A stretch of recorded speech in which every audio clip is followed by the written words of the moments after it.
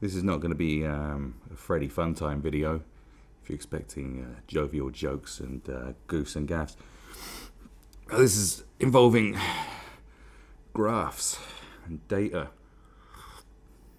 But if you're into graphs and data and stuff like that, and interesting things, then you are in the right hands. Knife crime. Okay, I've been meaning to do this for such a long time, but it doesn't really matter when you do it because it's something that never goes away, or it just gets replaced with gun crime, or the occasional new method of attack, like acid attacks. Remember acid attacks a couple of years ago? Yeah, that was big, wasn't it? But knives came back, took the throne away, as they do. The point of this exercise, if you like, is that it just becomes boring, okay? Not that, like, the loss of lives should be boring, should be something that bores you. What I mean is, it's the talking points has always been the same. It's a cycle. This cycle has been going on for so long. I can't remember when I first remember hearing about it. And it doesn't go away. And all you hear is the same talking points, the same reasons for why it happens. And then people give the same solutions over and over again. And nothing ever changes. Nothing ever changes. That's the point. It's just like, if you want a radical solution, well, then you need radical solutions, and you never hear them. So knife crime is a hot topic, so much so that it's now a topic across the world. You know, I remember, when gun crime was going crazy in the early noughties. I still don't like saying the early noughties. The 2000s. Let's say the 2000s. No one in America gave two shits about that. But now suddenly, everyone across the world is suddenly interested in how our kids murder each other. So there's that.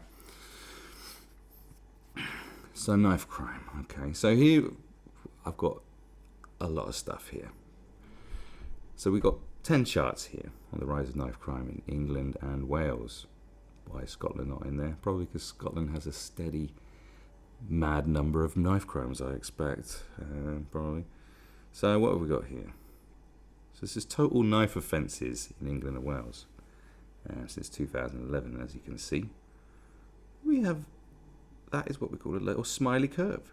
But it does get quite, you're going up to here, what is almost 40,000 incidences, where we've kind of been steadily between 25,000 and 30,000. So you could say, yeah, that is quite an increase. But what it was like before then is a different story altogether. So there were 39,818 knife crimes offences in the 12 months ending September 2018. This is 2/3 increase from the low point of the year ending March 2014, when there were 23,000. I mean, it's not quite double, is it? But it's that's as close to double as you wouldn't like. Hospital admissions for knife assaults. Now this goes back even further. This is 20 years worth of data. But as you can see, down, up, and look, up, down, cycles, fluctuations, and the really, really murdery points in the last couple of decades is like 2002, 2003, 2004 to 2005, 2006, like that. And you'll see. So what are crimes? What crimes are knives used for? Attempted murder. I like the way it's used for attempted murder. Right, like it's it's used for murder. It's used for murder. They were just unsuccessful. You still wanted to murder someone, but you just didn't do it correctly, did you? Threats to kill. So that's just people showboating. Assault, robbery, rape, and sexual assault. Now, homicides committed by knife. Now, here we got like 40 years worth. And look, all right, It definitely seems to have got more. And then you had this steady, but look at that steady period in the 90s from, 94 maybe onwards. That steady period, and then suddenly in the 2000s, whoop! You see, this is what I'm talking about. This is the period of madness we have here. Period of madness, when the homicide rates went absolutely crazy. This is what I keep talking about. Homicide rates compared to now and then, because remember, this is knife crime homicides. Okay, around this sort of period, guns were very popular. People loved shooting each other at that point. Now people like to get all stabby.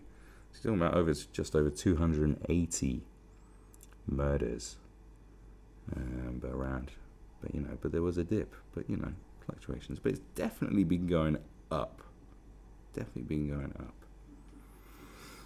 And look around the times of the knife amnesty, which is interesting. So you had the knife amnesty, which was in like 95. Yeah, it was 1995. So that's around this period here. So 93. So knife amnesty is around here.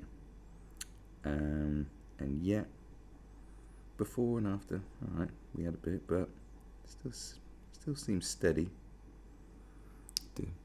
That could indicate that maybe the knife amnesty had an effect. And obviously they introduced new laws after the knife amnesty. Knife amnesty came in after headmaster Philip Lawrence, not to get confused with, people sometimes get confused with Stephen Lawrence.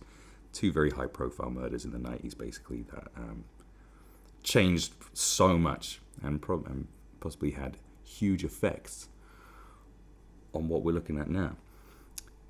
So after he was stabbed, there was a knife amnesty.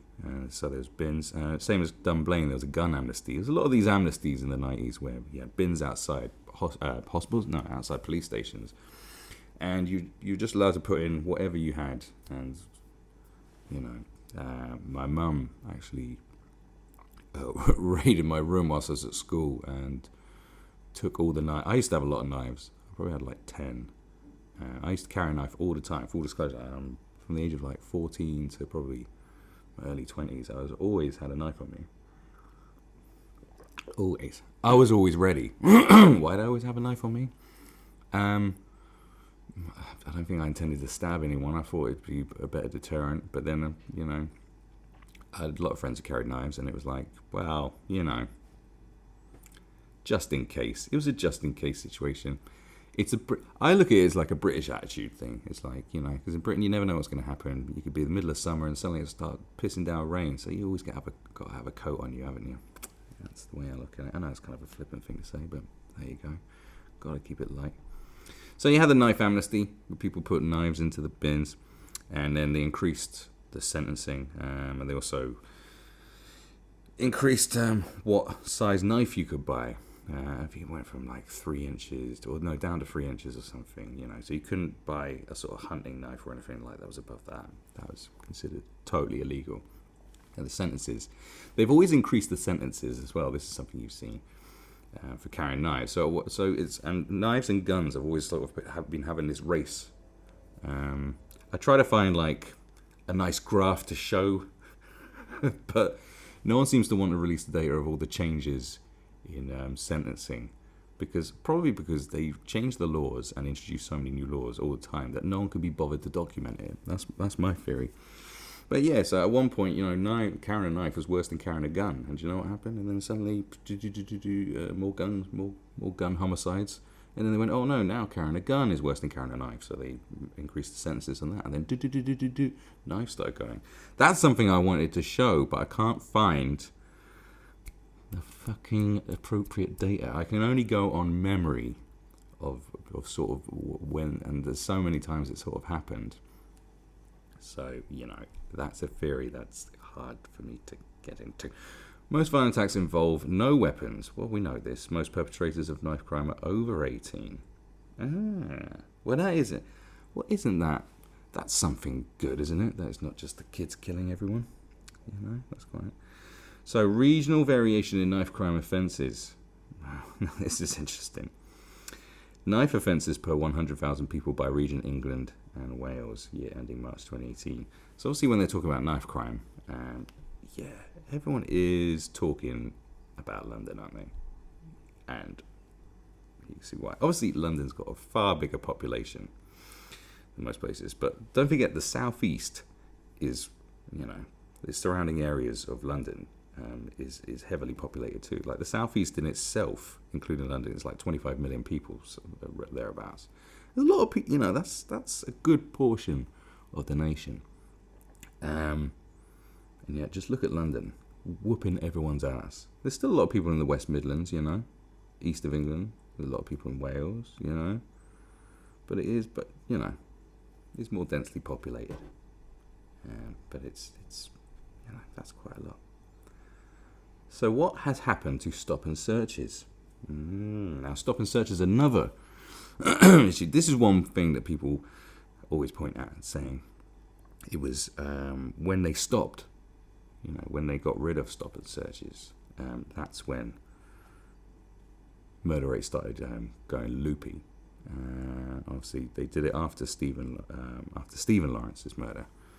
If you don't know who Stephen Lawrence is, Stephen Lawrence was a young black boy who was killed in pretty much a racially motivated attack. South London. He died. Then they had a very, very famous inquiry. Was it the Levinson inquiry? Where they looked into institutional racism within the police force. Some say that the report shows that there was institutional racism within the police. Some say the report showed there was no evidence that there was institutional racism within the police. So you need to read the report. It's very long. I haven't read it. I've seen bits of it. Now, it's long. It's very long. It was a thorough investigation. But they think, and because of the institutional racism, they stopped stop and searches, in the early noughties, whenever it was. And then, the murder rate did suddenly go boom, and it almost doubled. Like, it went through the fucking roof. And so, obviously, two things correlating isn't necessarily exactly what's going on. But you can look at it and go, well, how much of a factor is that? Because, that's a lot. And if you look at the look at how they've done stop and searches, because then they reintroduced it and then they stopped it again. See, that's another cycle. The stop and search cycle. You got the murder rate cycle itself, which fluctuates and changes. You got the stop and search cycle. Then you got the increase and decreasing of sentencing cycle. These cycles. They just go, oh, well, let's do that again. Oh, no, let's stop doing that. Oh, maybe we should do that again. This constantly. This is what I want to show. It's just constant. It's like, oh, let's not do stop and searches. And then someone bring them some data, and they'll go, oh, look at the crime rate. Oh dear. Well, let's reintroduce stop and searches. Does it work? Does it not work? So what happened to stop and searches? So this is a 10-year period. So number of searches. Look at that, 1.4 million people searched in 2009, which is now look at that. That's interesting. Okay, and look how many stop and searches we currently, have. We're down to, So where's that going? So we're sort of around maybe 300,000. Okay. The explanations for rising knife crime have ranged from police budget cuts to gang violence and disputes between drug dealers. It's like blah, blah, blah, blah, blah. From 2009, the number of stops fell sharply across England and Wales, especially in London, primarily of concerns that measures unfairly targeted young black men, wasted police resources, and were ineffective at catching criminals. Theresa May's Home Secretary led efforts to drive down the number of stops, but there's anecdotal evidence from police that young people are now more inclined to carry knives because of growing confidence they won't be stopped. That is exactly the same rhetoric that happened in the early noughties. Exactly the same. There's exactly the same story that happened in the early noughties when the murder rates went up. Exactly the same story. It's mind-boggling. It's not that long ago. Because don't forget that the lawmakers and the people in charge are of an age where they will remember, where they should remember, but apparently they don't. But apparently they don't remember these things. Because look, this graph here, 1.4 million. Now look at the murder. Now look at the... Jesus, look at this. Now look at the homicides. Look at the homicides. Okay, so that's homicides by knife. Now look. the reduction in stop and search is around, so what we got here, so steady, and it gets below 1 million around 2013, 2013. So let's look at all the stabbings. These are homicides by knives. Boom, so around 2013, it goes down. Isn't that interesting? It goes down. Whoop, it goes down, and suddenly, boop, it goes right up again. So 2009, you have this sort of murder rate, murder rate's quite high. This is all around stop and searching. And then they start reducing the stop and searches. And it goes up a little bit, and then down. But it's definitely, look around here. So this must be 2014, 2015, 2016. Yes, this is around 2014. It gone right down. The lowest it's been since, it was only lower in the early 90s. But that's knives. We're not talking about acid or guns, because you have to factor in guns. Why do you have to factor in guns? Now, obviously, it goes on to police numbers. We'll get to police numbers, okay? Let's just see if stop and search actually makes a difference or not. Because, like I say, the same rhetoric has been used over and over again. Because the weapon of choice does change among certain people depending on sentencing. And obviously they got the sentencing data down there. So let's have a look at, something really fun. Homicide. This is really homicide on the Office for National Statistics, otherwise known as ONS. Controversial organisation. Why? I don't know. Company I used to work at, they introduced this thing that if you didn't answer to one of their surveys, you got fined. So this data is legit because they're fining your ass if you ain't contributing to their precious data. So very, very, very thorough here. So this is the homicide rates declined since peaking in the year ending March 2003, as I like to call it, the summer of pain, but have risen over the last 3 years. Okay. So 2017 is including. Now this is very strange. This is very strange data. 2017, including 96 Hillsborough victims. So the victims of the people who died during the Hillsborough disaster in the late 80s have suddenly been counted as homicide rates in 2017 because of an inquiry's decision, and so therefore they are now murders. This sort of stuff does happen. So you have to discount 96 murders. Why couldn't they just put those in? Because those murders happened in the 80s, right? Couldn't they just put them there? These were murders. I mean, right, you didn't consider them murders then, but they are murders now. Well, right, come on. So the year end, now, obviously these statistics, you have to be mindful of incidences. It's like if you had the death rate in New York would have spiked in 2001, obviously, by a hell of a lot, because 2,000 people died in the World Trade Center. So bear in mind, in 2003, 173 victims of Harold Shipman are included. That's 173 people murdered by one man. Okay? By Harold Shipman. So you've got to remember that. So when they say, peaking in the year ending, so that's why 2003, you got 17.9. That's the rate. The murder rate is 17.9. 2002 is 15.2. So that's and then you got 14.7 the year after. So they're still very high. It's so high it's ridiculously high in March 2003. That's when the statistics are done, by the way, in March, because of Harold Shipman. And then obviously you have 2004. You have 20 cockle pickers. 2006 you got 52 victims of the London bombings. 2011 you got 12 victims of Derek Bird, and then of course they've rammed in Hillsborough. And then obviously 2018 you got 31 victims of the attacks that involved multiple victims, Manchester Arena and the London Bridge attack. Okay, so bear that in mind. So look at the murder rates. Start going down. This is all homicides. Homicides of everything. guns, knives, strangling. This is the homicide rates. And then you see an increase. So, when stop and search starts to decline, is here. Okay. Around 2009, 2010, it goes, this is the amount of searches, okay? This is the amount of searches. Now have a look here. So, 2009, which is where murders are peaking. Stop and search starts.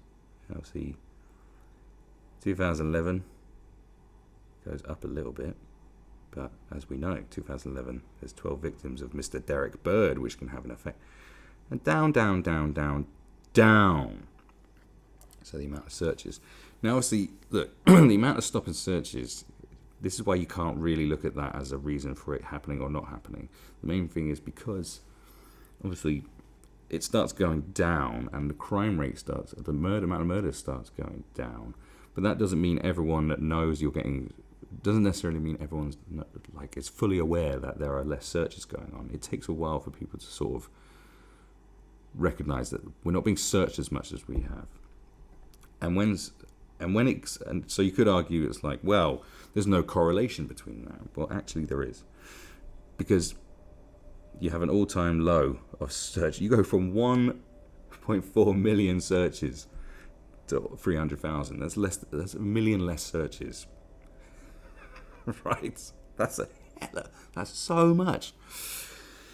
Around two, so it goes right down after 2013, and once it's reached the bottom here, where it's the low. So we're living in a period where we have the least amount of searches going on for a long time, and then around 2015. So 2015 is when it hits its lowest, and then it starts going up again. So we're here, and it goes down and down. So you're still around the millions here, right? Goes down, and then suddenly, maybe around 2015, 2016, people start to realize after a few years that, we're not getting searched as much as we used to. And then, suddenly, everyone gets murdery again. That could be you could look at it like that. You could look at it the other way. But there is definitely, we are living in a period where there is so little stop and searches going on, and the homicide rate has gone on a very steady rise. The decline and the rise, which is similar to around here. The stop and searches. So if you look around stop and when did it So stop and search after Stephen Lawrence. Stephen and Lawrence are two words that you can spell two different ways, just so you know. It's very hard to find when it happened, but we have the Stephen Lawrence inquiry here. If we want to read the whole thing, which I don't think we do. Stop and search in England, a reform tactic called business as usual. This is an academic type thing. We like academia, don't we? You know academia? Let's just have a quick looky. So, because we want to know, because stop and search was stopped. So, this is the British Journal of Criminology. A riveting read. In 1999, Stephen Lawrence inquiry heavily criticised ethnic disparities in stop and search, triggering a national reform effort to make the tactic fairer and more effective. Analysis of searches under core powers using up to 12 years of annual data from 38 police forces areas in England indicates that aggregate disparities showed no improvement following the reforms. However, this overall findings is heavily influenced by London and to a lesser extent Greater Manchester and West Midlands, which are out of step with most of the rest of the country. The average force showed reductions in disproportionately associated with the reforms, although did not see improvements in arrest rates of searches. Theoretical implications of the results are discussed. So we've got this journal. Can we have a look at this journal? So after 1999, that's when the Stephen Lawrence inquiry criticised the disparities in searches of ethnic minorities. Okay, which led to them changing stop and search around that time. So when did it actually happen? Oh, you got a bloody hell! You got. Oh, this is why have you got to pay for this? Sorry, I love what I do, but I don't want to be paying a hell of a lot of money just to read this. Can't I get a BitTorrent or something? So they did. Excuse me. Thank you. Don't want you to see what my favourite things are.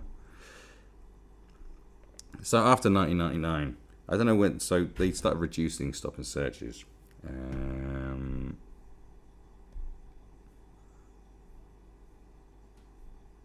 Right, so it's the Macpherson inquiry, isn't it? I always get the Levinson inquiries are one into Princess Diana in it, and the Macpherson one is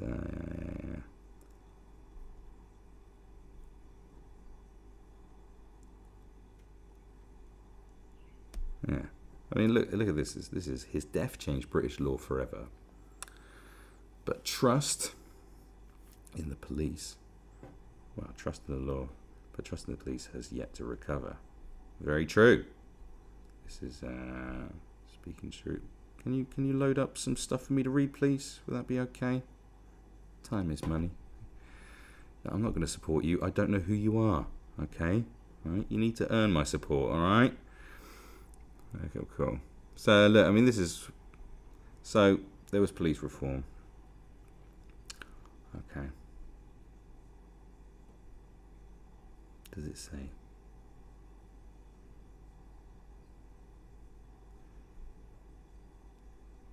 I think this is just going on sort of woke talking points. But it was after 1999 when the police were heavily criticised for being racist, and stop and searches started to go down. So, and then look, stop and searches start lowering. Whoop, crime rate goes up. Now, obviously, around this period of time, I don't know when they started doing stop and searches again, but we know it ended around 2009. We know that it started decreasing around here, so they stopped. So they started doing less searches. Murder rate goes up. Then they start searching people more again. Murder rate goes down during this sort of period, and then boom. There could be a huge correlation between it, or it does seem to go hand in hand. So, to a certain extent, these two periods. Whether it's effective or not is a different. Whether it's effective in stopping people from getting murdered, I mean, it's a time and a place thing, isn't it? You can never be like guaranteed to be searching the person that's actually going to kill someone. Like, because a hell of a lot of people carry weapons that won't use it. I'm an example from my youth. So I don't know how effective it is. It just leads to more convictions, but that's convictions to carry. That's for carrying. But it is an argument that people make, and like I said, look, you can see there are, because of after Stephen Lawrence, and then the murder rate goes up, and the stop and search goes up, and then it starts lowering again, and then suddenly we're at this sort of point. So that's one argument. But like I said, it's just the same. We've been hearing the same argument. And you get another argument. I mean, look, tougher sentences for knife crimes are increasing. So, this is the increase. This is another thing that they try and do. So, stop and search. So, I'm going to have to turn the aircon on. It's going to change the dynamics of the sound for you a bit. But I am really sweating right now. I thought I'd be able to do this whole thing without it on. I did half an hour without it, give me some credit. So immediate custodial sentences for knife offences, England and Wales. So look, so we got the light blue up to and including 3 months, 3 to 6 months is purple, red is over 6 months. So look, these are tougher sentences, immediate custodial sentences for knife offences.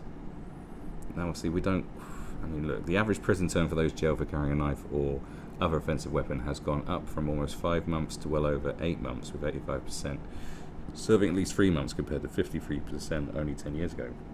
Sentences for all kinds of violent crimes have been getting tougher, particularly for knife crime. The Ministry of Justice tracks the penalties imposed for those caught carrying knives and other offensive weapons. In the year ending December 2018, 37% of those dealt with were jailed, and a further 18% were given suspended prison sentences. The figures for 2008, when the date was first compiled. Right, okay, so here's the harsh sentences going up and up and up and up and up. Okay. And this is like the second most harsh sentences. And these are the least harsh sentences. They've been going down and down and down and down and down. So, where we got our murder peaks? So, 2009. It's on a downward curve. Downward, downward, downward, downward, downward, downward to 2014 and 2015 at its all-time low for a long time. You know. See, we're a few years ago we were at an all-time low. An all-time low. We hadn't had it that good since the fucking 70s. We hadn't had it that good since the 70s. Think about that. And do you know what people were talking about in 2015? Drive-by shootings. Drive-by shootings were all being talked about a lot. Actually, that was like 2016. Drive-by shootings in South London, particularly. There was a lot of talk about drive-by shootings. There was a spike in drive-by shootings for a little bit. Acid attacks as well. So at that point, we thought we were living in a time of we're still living in a time of fear. Moped crime, which hasn't gone away really, and acid attacks. And yet, look at that. Isn't that the case? We were living in absolute fear, and yet we were living in the most peaceful time on the streets since the 70s, only a few years ago. Only almost 4 years ago. No, yeah, 4 years ago. We're in June now. I keep forgetting. So 4 years ago, not a long time ago. You know, we were living in a very peaceful period on the streets. And look, 8.5. Actually, look, December 73 was the last time it was. Oh no, what we got? 8.5. So the last time it was below 8.5 was it 1973. One of the most chill periods for murder since the 70s. And the 70s were a grimy time. The 80s were grimy. The 90s were grimy. This is a peaceful time. Isn't that interesting? And yet everyone was still terrified. We were still terrified. And yet there's the data to show you that you had nothing to be scared of, because we were living in a very chill time. And now look at it. A few years later, gone up to 12.4. And it's not at the dizzy height. It's not at the dizzy heights of a 15.2 or a 17.9, but that's because of shipment, you know. But it seems to be on its way to getting back to the age of murderous hedonism that we once had. So, and then you got, look, so harsher sentences going up and up and up. Harsh sentences since 2015. So the rise in harsher sentences, you could say, maybe had an effect. So look, the sentences weren't so harsh before 2009. Okay, 2009, as we know, was a bit, wasn't that murdery. So it gone down. So the rise goes down, down, down, down, down. But then it goes up, up, up, up, up, up, up, up, up. So, are the harsher sentences working? No. But the least harsh sentences have been going down, down, down, down, down, down, down. Do they work? Is that working? Look, this isn't about just what I see. This is about what you're seeing. Look at this graph. Less harsh sentences. Going down, down, down, down, down, down, down. But then it starts going up, up, up, up, up. And you could say that, harsher sentencing doesn't work. Why? Well, maybe people are coming out of already doing a stint in jail and then think, maybe it's someone's first stint, you're like, jail ain't shit. I don't give a fuck no more. You don't know. So we don't know. What we do know is that they keep increasing sentencing They did the same thing in the early noughties. Did it work? Well, look what happened. After Philip Lawrence, it went down a bit, and then up. That is overall homicide. But look at knives. Look at knives. What about the knife murder rate? After Philip Lawrence. Well, that's when Philip Lawrence happened here. Okay, so the harsher sentencing stuff, it did go down, but then it goes up again, and the harsher sentencing. Is there a correlation? Does that work? Is that a reason for it going down or up? Isn't it confusing?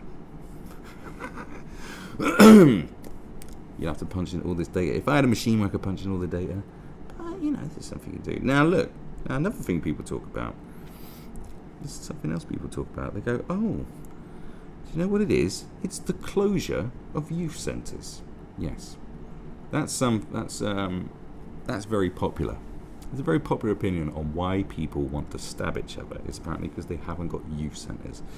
And I've always said there's a very big difference between not having something to do and what you decide to do when you don't have something to do. And murder, kids who haven't got much to do don't necessarily murder people and stab people.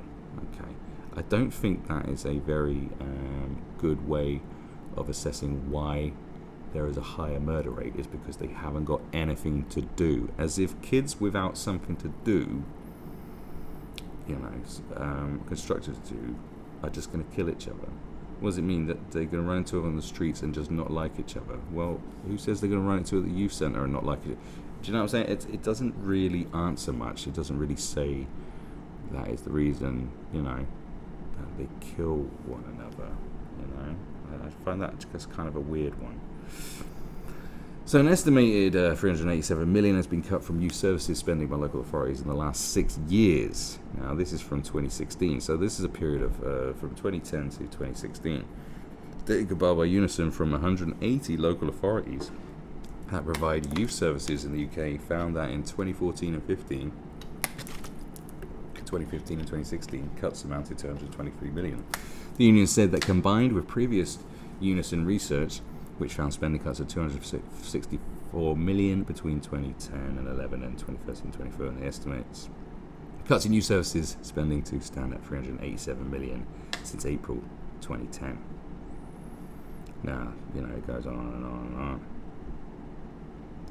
The report also found that around 3,652 youth work jobs were lost and 603 youth centres closed between 2012 and 2016. Meanwhile, 97,909 places for young people were cut between 2014 and 2016, on top of 40,989 places between 2012 and 2014, making a total of 138,898 lost places. This will only be the tip of the iceberg. Central government funding for local authority has been slashed since 2010 and by 2021. Okay, right. So,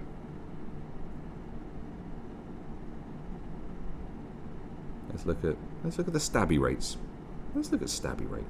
Okay, so your whole youth centre argument. So, we're looking at 2010. So here's 2009. Here's 2010. Oh, there's low, and then they're cutting youth centres, and it goes up a bit, and then the murder rate goes down. And it goes, and then suddenly it goes up again. And that's 2017. Okay. Then what about overall homicide rates? Let's look at the homicide rates up until 2018. So you start, your youth centres start closing, down, and then suddenly after 2016 start peaking. Now if you look at that data, funny enough, there's a correlation there as well, in a way. But how many youth centres were closed around this time, in the early noughties, when it was really mental? Like murder rates were fucking mental back then. Right? How many youth centres were closed then? We don't know. I try to find details on that, because when you're looking into the internet, reports from that sort of period of time, if people are interested in showing it. So that's youth centre closures there. I do have another one about youth centres. There you go, yeah. This is in the Guardian, so you know it's going to be very balanced. Yeah, there's your youth club closures are putting young people at greater risk of violence, according to the Committee of MPs, which has found that English councils have slashed funding on youth services by 40% on average in the last 3 years. After a bank holiday weekend which began with news of a fatal stabbing of a 15-year-old and continued with the killing of an 18-year-old in South London, I don't want to say their names, the 28th knife fatality in the capital this year, the all-party parliamentary group on knife crime revealed new data from more than 100 councils showing cuts to youth services of up to 91%. It claimed areas that had suffered the largest cuts to spending on young people had seen bigger increases in knife crime. According to its analysis of responses to freedom of information requests, areas in the biggest cuts include Wolverhampton, Westminster and Cambridgeshire. The responses are revealed a 51% drop in overall number of youth centres supported by English local authorities since 2011 and a 42% drop in youth services. So of councils responding, 88% had seen at least one youth centre in the area close. Our figures show how in areas where support for young people has been cut most, they are more at risk of violence. Okay. So they say. But what happened around here? I remember them they've always talked about youth centres being closed, being responsible for this and the other. And that's the thing. It's youth centres being cut. So, you sort of see a similar correlation between closures of youth centres, increase in harsh sentencing, and the reduction of stop and search. Now, one side of the argument say it's the closure of youth centres, the other side of the argument say it's stop and search. But what you got to understand, this is something I learned, that you can't have two pieces of data. You can't have correlation. You know, say if you suddenly start eating KFC 3 times a week,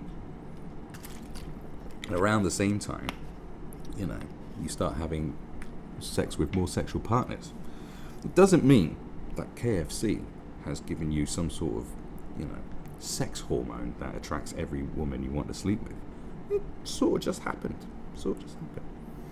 But when you have a number of different things happening that seem to correlate with each other, then you might be able to work out a solution. But the problem is that they don't seem to want solutions. They just want to argue about it. And like I said, this happened in the early noughties, this happened in the 90s. This is all I remember. It happened in the late noughties, and it's happening now. Youth centres are closing.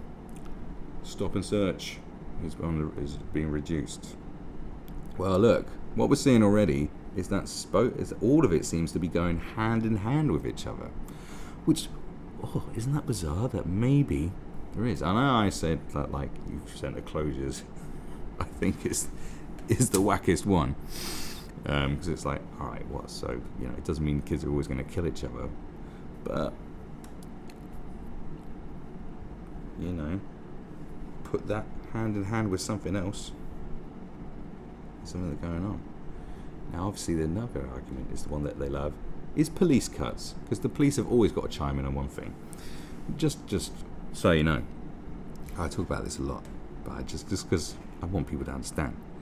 A few years ago, the police and the security services said they were underfunded, and they didn't have enough numbers. Especially after London Bridge attacks, that was what they were talking about, saying we don't have the resources to deal with this kind of thing. There's all these there's 20,000, 30,000 jihadis, potential suicide bombers and murderers on a watch list, and we don't have the resources to deal with them. Give us more money. That's what they said in 2017. Roll on 2019. They're like, oh no, the jihadi. No, we're not worried about those 30,000 jihadis we were moaning about 2 years ago. Apparently, they've all chilled out now. No, they've all changed their ways. No, it's the far right. We need to deal with the far right, but we don't have the numbers to deal with the far right. Is that really the far right? Who have they killed? Allegedly, Joe Cox. A couple of them may have tried to make a bomb. Some Sikh was attacked with a machete or something like that. But he survived, just so you know, in case you're worried. You see what I'm saying? The police always jump on some bandwagon to get more money. So, what about the police? Hey? What about the police? How have police officer numbers changed? 2010. Okay. It's been going down. And look at the murder rate since 2010. Oh. And if you look at that, the less police.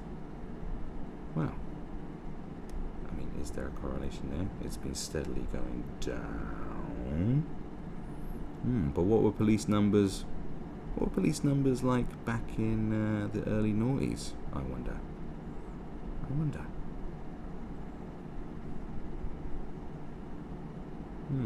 Let's have a look at police cuts. It's from Wired. Why it's so hard to blame a rise in UK knife crime on police cuts. In the past 5 years, right, some advert is trying to creep up on me. Yes, alright, I'll accept your cookies just this once. Go away. Go away. We're doing important stuff here. Excuse me, thank you. So, in the past 5 years, the number of 16-year-olds in the UK being treated for stab wounds has doubled. Are cuts in police numbers to blame? Now, of course, this might just be opinion, but hopefully there'll be some bloody facts in here. So, look. Was Theresa May correct to dismiss a connection between knife crime and the reduction in police numbers? Well, it's complicated, and for May, this complexity is an ideal way to save face. The UK's knife crime statistics are harrowing. In the past 5 years, the number of 16-year-olds treated for stab wounds has doubled. As did the murder of under 16s and 16-year-olds in the early noughties went up. Last year, more teenagers were stabbed in England and Wales than in any of the previous 8 years. At least 35 more people have been stabbed to death since 2019, blah, blah, blah, blah, blah. So police cuts, as we know. Between 2010 and 2017, officers' numbers fell to 123,142, a decrease of more than 20,000. So there's been a reduction in 20,000 police. In the words of Cressida Dick, the Metropolitan... It's quite a name. I would reconsider that. The Metropolitan Police Commissioner is obviously some kind of link between violent crime in the streets and police numbers, yet the relationship between these stats is ambiguous. A 2011 review by Her Majesty's Inspectorate of Constabulary, an independent reviewer of the effectiveness of police services, concluded that there was not enough evidence to say that higher numbers of police officers directly cause lower levels of crime. That's good news for May and bad news for her critics. It would probably be more accurate to say that there is a lack of evidence about whether there is a direct correlation or not, says Susan McVie, a chair of the quantitative criminology at Edinburgh School of Law. She says that crime rates are not necessarily lower in countries where total number of police officers per head is higher. Sorry, I cannot read that name. That is ridiculously long name. Anyway, her, or him, Professor of Economics, it's a him, at Birmingham Business School, says he hasn't seen any academic research proving that knife crime has increased because of cuts to police services. So in a technical sense, May is right. There is no data that conclusively back up her claim, but there's no data that can conclusively back up the contrary claim that there is a relationship. Yeah, and this is the key point. All the experts we spoke to agree that it would still be wrong to take May's side. What May is doing, in essence, is exploiting the difficulty in linking police cuts to a rise in violence to make a point that is also based on little to no evidence. In the words of Stephen Case, a professor of criminology at Loughborough, it's an act of political sleight of hand. No evidence of correlation doesn't mean evidence of no correlation, says Case. It is common sense, he continues, that police cuts could increase fear of crime in neighbourhood, which could persuade people to carry knives for protection. Yeah, as I once did. So look, rapid decrease in police numbers, but again, correlates with the other things that are correlating, it would seem. So maybe it's a very nuanced argument that there's a lot of different factors going on here, isn't there? And this is another problem that you get with police cars, right? You'll get communities where they say, police are always harassing us, they're always around, police are always sniffing around. You get areas where there's more police, you see more police than you wouldn't. Police who won't leave us alone, blah, blah, blah, blah, blah. And then when shit starts hitting the fan, then you always hear people moaning on, going, well, police don't even bother coming around here no more. Police don't do nothing around here. That's another human aspect that you get. You like too many police, too little police. Moan, moan, moan. That's something you hear all the time. So that's another thing about people.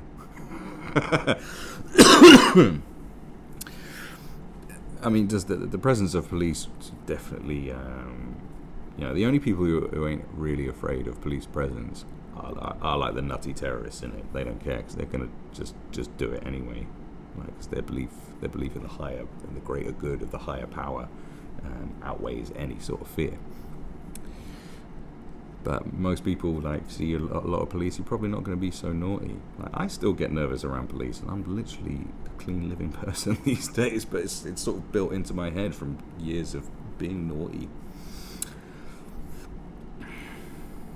So there seems to be correlations between all these factors.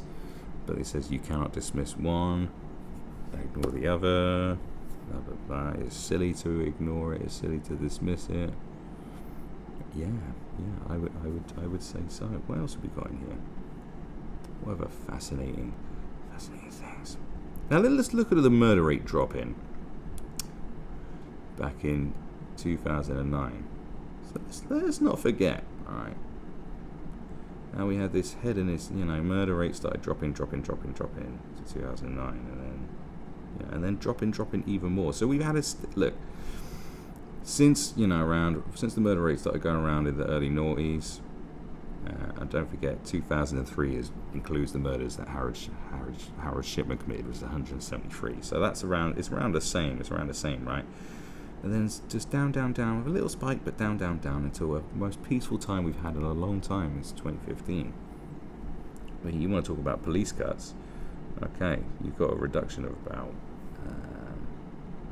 Maybe 15,000, I'd say. That's what it looks like around 2015. But still. So what happened? Murder rate at its lowest in 20 years. Number of killings dropped 17% in England and Wales as Home Office report. Overall crime is stable despite recession. Oh yeah, in case you thought the recession had something to do with it, let's not even bother with that one. So the murder rate in England and Wales has fallen to its lowest in 20 years, with 648 homicides recorded in 2008, 2009, 136 fewer than the year before. The annual crime figures published today appear to show an economic recession has had a limited impact, with a lower than expected 1% increase in domestic burglary. So, an apparent 25% surge in pickpocketing and other theft from the person on BCS was discounted when set against the 12% fall in the same category of all crime recorded by police, blah, blah, blah, blah, blah. So, over the past 20 years, the number of murders peaked in 2002 and 2003 when Howard Shipman's victims inflated the annual total to 1,047. So, even if you take away Howard Shipman's 173, you still have an incredible murder rate for those years. Okay? Because look at it, it's still mental. Like I said, because the previous years, if you look at the previous years,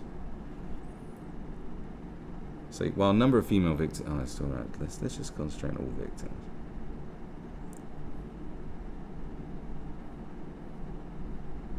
So how many murders were there in? So look, how many murders? So look.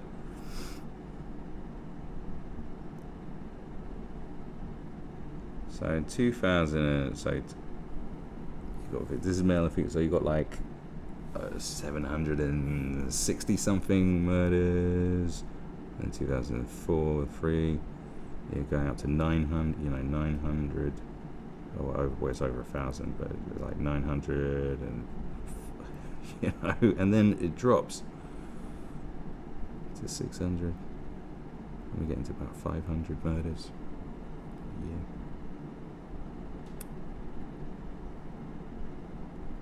So what do they think? Does it go,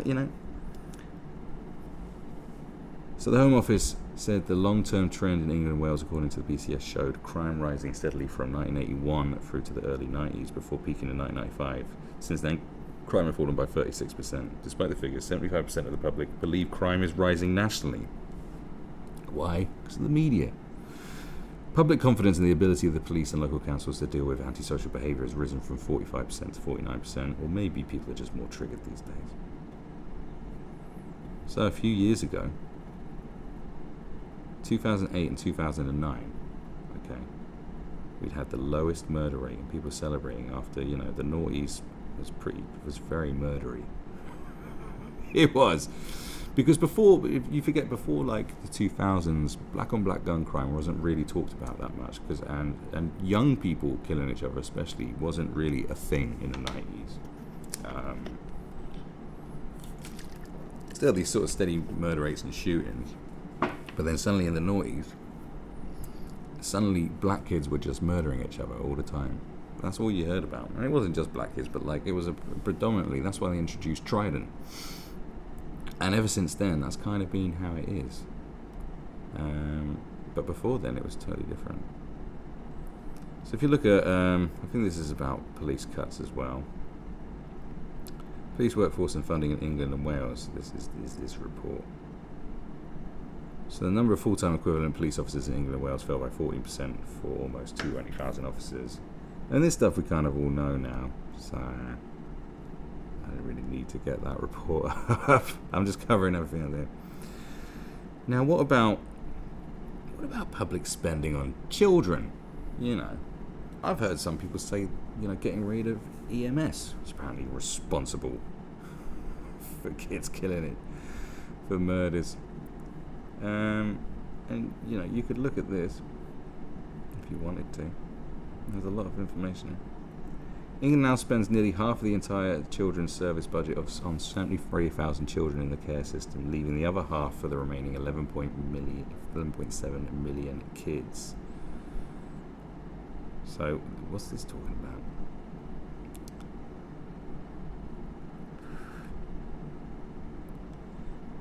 School budgets. We're not even going to go there. And what about so school budget? But spending on children is probably for a different argument. But what about unemployment?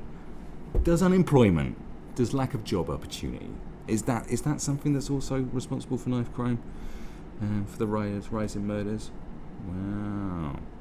I'll tell you what is responsible for the rise in, if you talk about, like I said, when they start changing the sentencings of what you're carrying, because it happened, because of all the shootings that went on in the early noughties, they were like, right, just being caught with a gun would get you 5 years eventually, something like that.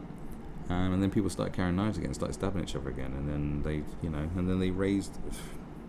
changed that, and then suddenly carrying a knife was worse again, and it's just sort of gone like this, and it's probably going to go like that continually. So claim. So this is fullfact.org, where they sort of look at the facts. Were 1.4 million stuck on out-of-work benefits under Labour. Under the Labour Party, 1.4 million people spent most of the last decade on out-of-work benefits. According to 2010 research by the Department for Work and Pensions, 1.4 million people were on out-of-work benefits in 9 of the last 10 years.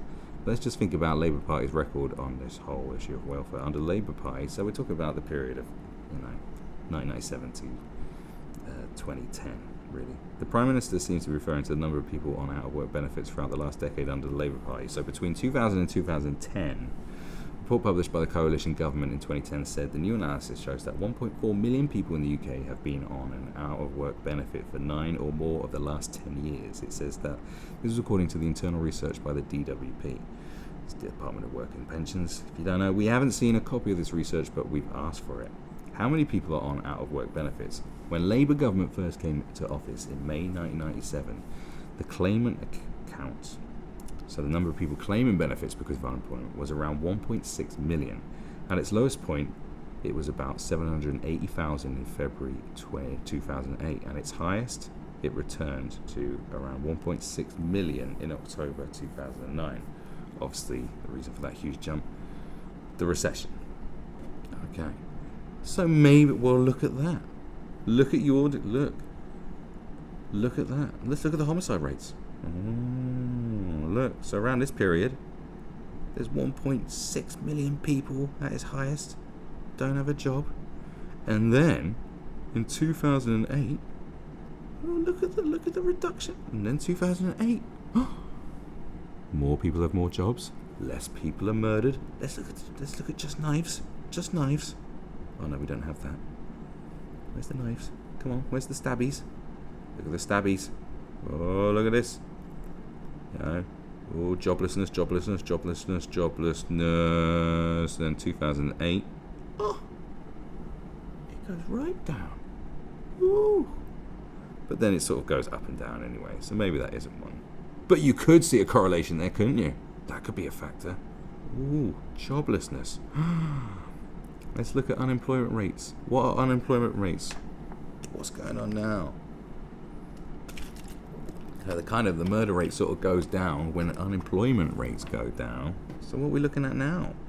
What we got now, eh? So what's the UK employment rates? 16 to 64-year-old adjusted. Right. So what are we at now? So this is employment rates. Well, what's with the different, right? People. Where's just people? People's in the middle. Well, that sort of makes sense. Well, look at this. Oh. Well, employment rates have gone up. Yeah, so there's more people. So there's less people unemployed.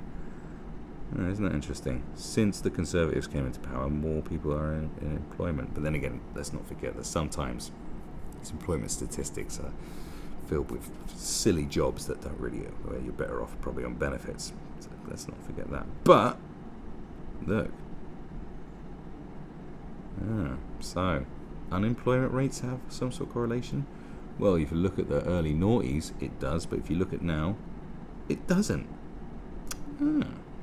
Maybe that's just a blip in the chain. Maybe none of it correlates to anything. Maybe. So maybe we can forget about the old unemployment rate. How many people are actually unemployed right now? Is it got it? That's why I love ONS. It's always got lovely graphs. Don't you just love graphs?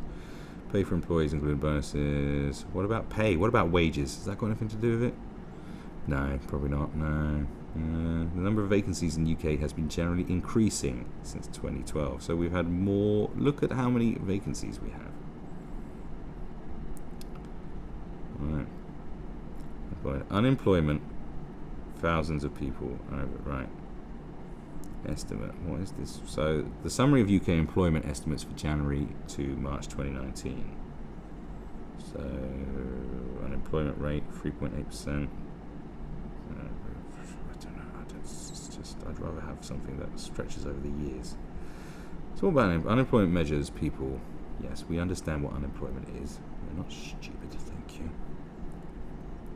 So what about unemployment? Yeah. Just so we can put the whole unemployment thing to bed. Does being unemployed make you want to stab people? So, unemployment. The number of unemployed people in the UK is measured by the labour force. Yes, we understand. Yeah. Unemployment levels measure the total number. Well, can we have the levels? How many?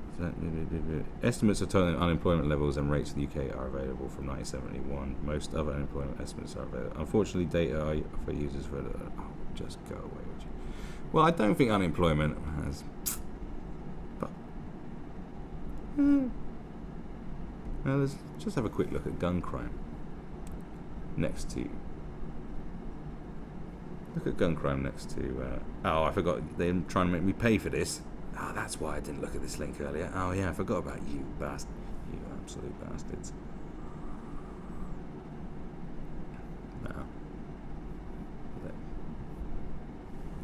See, gun crime statistics. This is what I forgot to do.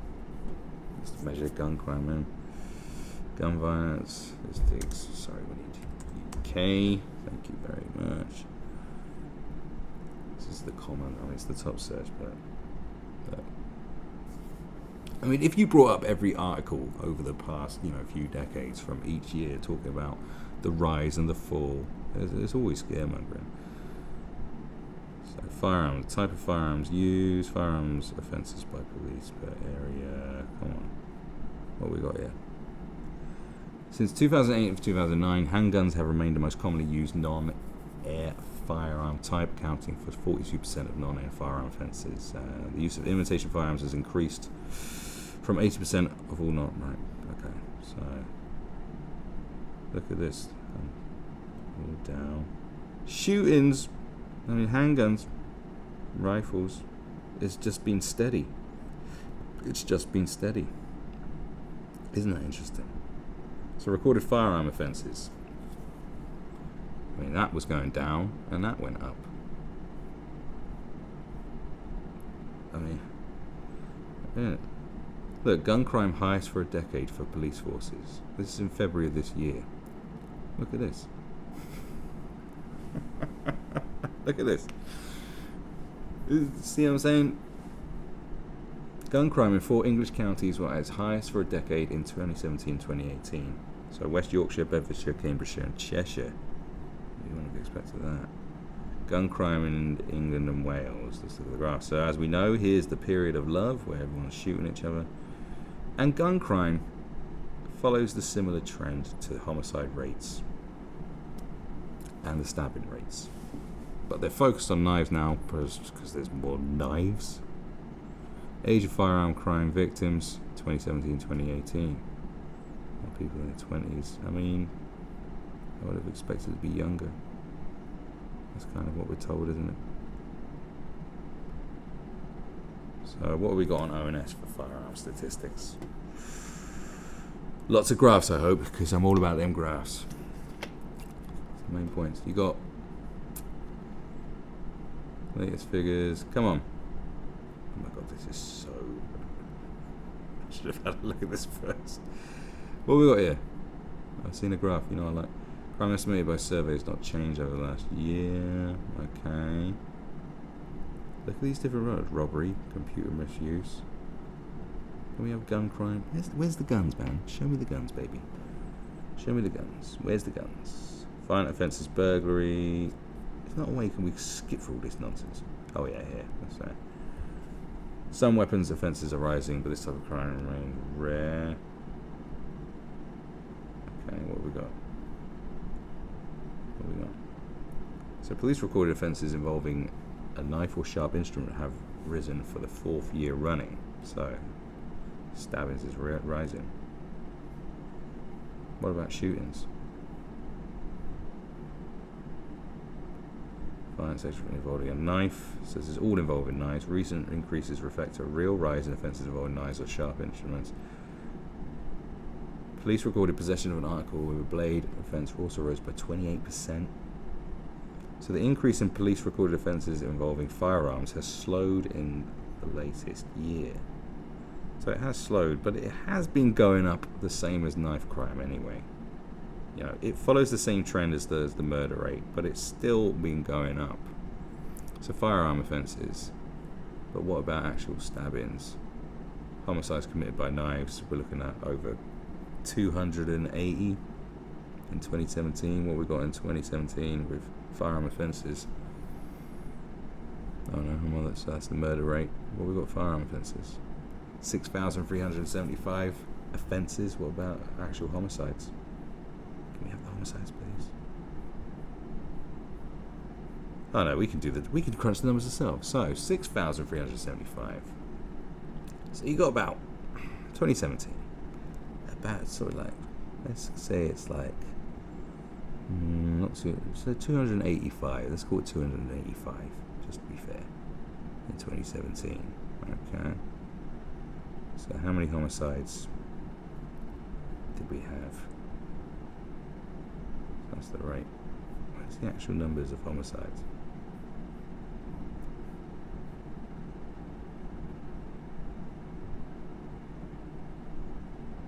What's the homicide rate?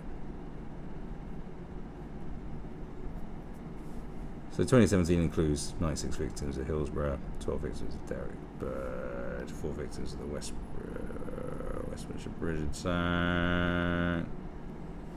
So how many did we have?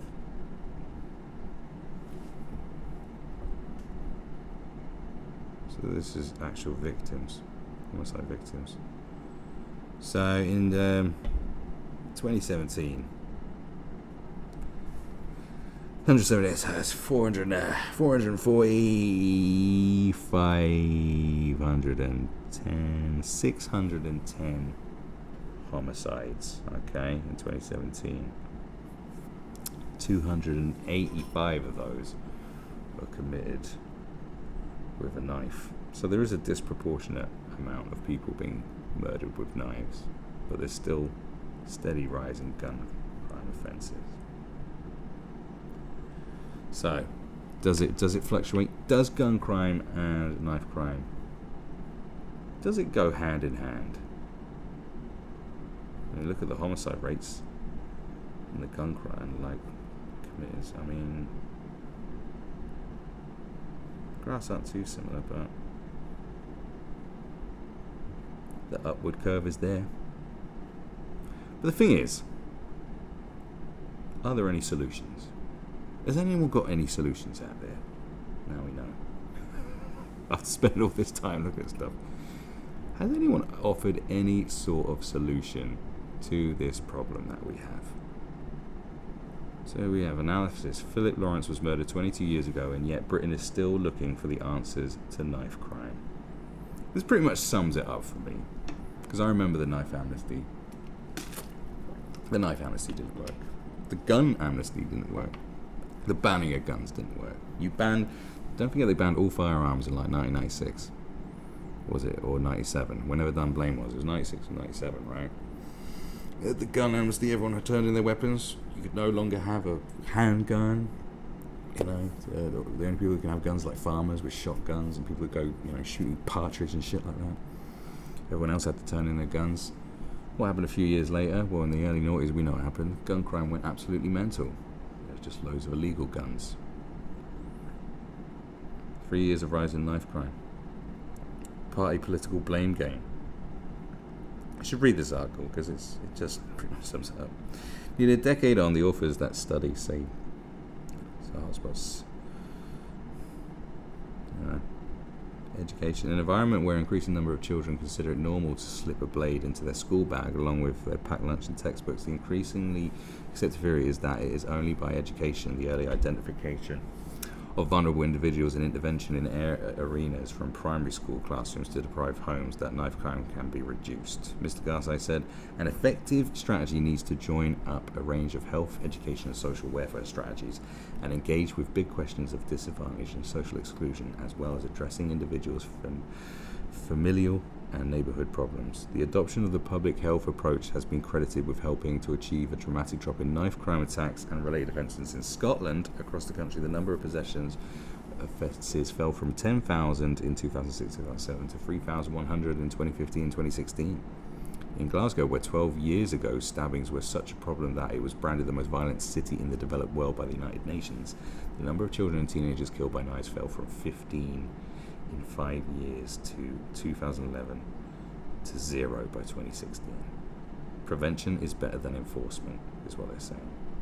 That's the only sort of solution you can find. It's just prevention. So Scotland had done something. And don't forget, all these statistics include England and Wales, because Scotland is excluded. Scotland's doing well. The main point of this exercise is to show you that whether it's right-wing or left-wing talking points, or whoever it is that's saying this is the reason why, this is the reason why. If you look at all the data we've been through, all of them seem to be a reason why, except unemployment, because there's one correlation in the early noughties, but there's no correlation now. Okay, but then it depends on what you call actual employment. But that's a debate for another time. So what I'm saying is, stop and searches correlates, closure of youth centres correlates. Tougher sentencing doesn't help. It only seems to, the tougher the sentences, the more the crime goes up by the looks of it, So yeah. So what is this all? What does it all say? What does it all say? Police numbers seem to have a correlation too. So who's right and who's wrong? They all correlate, except everything that everyone says. Everyone is sort of correct in their own way, only because there is a correlation or no correlation, but it doesn't mean, the reduction in police numbers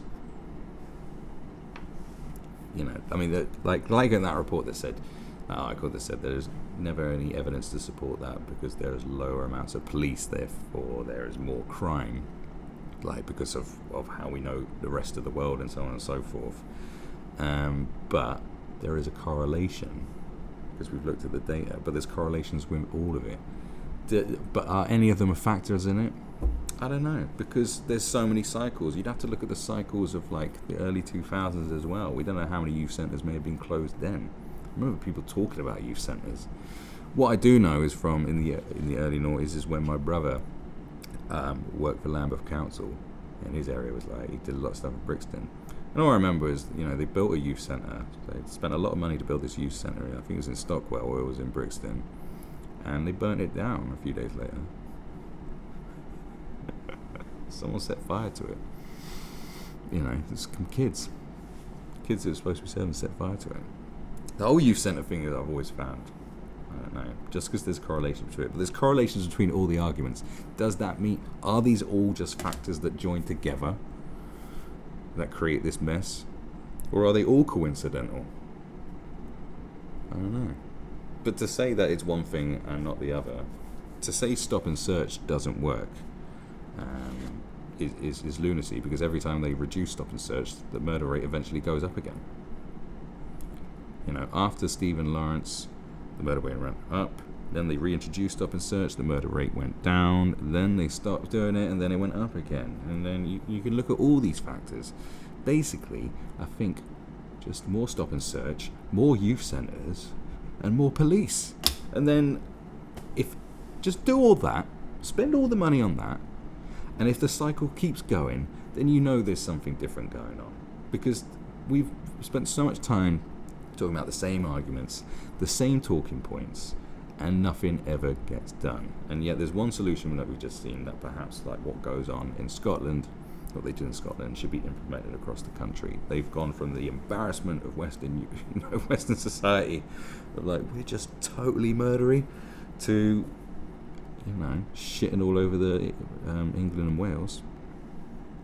So there's a solution that's going on there. Why don't you try that one out instead of just talking about the same talking points over and over again? Because it just gets boring. But the thing is, in a few years' time, the media will have something else to talk about. Because even in 2015, they would have convinced you that the streets were so unsafe, and yet we've seen we have the lowest murder rate for 40 years. Like, it doesn't matter. Like, what's actually going on isn't necessarily what you're being told is what's going on. Is definitely evidence here. I mean, we've had that with terrorism. We have that with crime. With knife crime and murder rates. There's always something to be afraid of. And yet, there's literally sometimes there's the statistics will tell you otherwise. Yeah, you're afraid to go walk around a certain neighborhood when actually there's nothing to be afraid of. Well, I hope you enjoyed looking for all these statistics. If you made it to the end of this with me, then props to you. Well done. But I'd like you to do your own research. That's what I'm saying. Like you can sort of have a look into it and try and think about it. But there's so much more. This could go on for hours and days, But what's the solution? What is their solution? Or is this just a cycle? This is just how humans are. Maybe it's just humans are just fucked. We just like killing each other.